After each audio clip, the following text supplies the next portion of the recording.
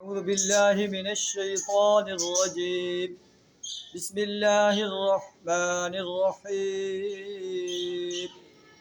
تلك الدار الآخرة نجعلها للذين لا يريدون علوا في الأرض ولا فسادا والعاقبة للمتقين.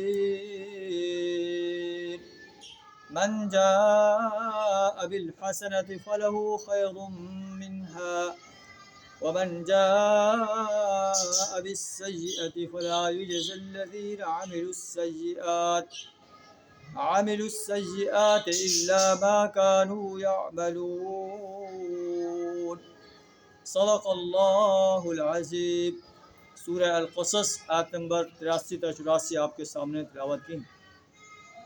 ان آیات کے اندر اللہ تعالیٰ ارشاد فرمایا ہے تلک الدار الآخرۃ نجعلها للذین، آخرت کا گھر تو ہم ان کے لیے مخصوص کر دیں گے، لا یریدون علوا فی الارض، جو زمین میں اپنی بڑائی نہیں چاہتے، اللہ کو بڑا مانتے ہیں، اللہ کی بڑائی کو تسلیم کرتے ہیں، اللہ کی کبریائی کو تسلیم کرتے ہیں، اس کی حاکمیت کو تسلیم کرتے ہیں، ولا فسادہ، اور زمین میں فساد کرنا نہیں چاہتے، والعاقبۃ للمتقین، انجام کی بھلائی متقی انسانوں کے لیے ہے جو اللہ کا تقوی اختیار کرتے ہیں، اللہ کی نافرمانی سے بچتے ہیں.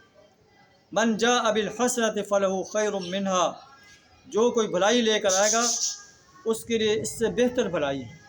ومن جاء بالسیئۃ، اور جو برائی لے کر آئے گا فلا یجزی الذین عملوا السیئات الا ما كانوا یعملون، تو برائیاں کرنے والوں کو ویسا ہی بدلہ ملے گا جیسے وہ عمل کرتے رہے.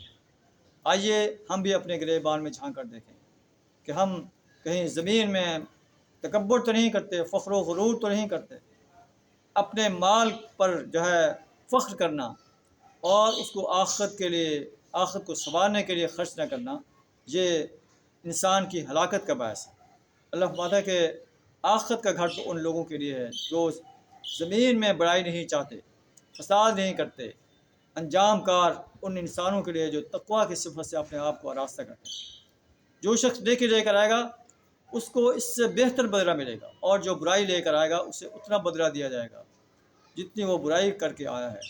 اللہ سے دعا ہے ہمیں ایمان اور عمل صالح سے اپنے آپ کو آراستہ کرنے کی توفیق عطا فرمائے، اسلام کی دعوت کو انسانیت کے سامنے پیش کرنے کی توفیق عطا فرمائے.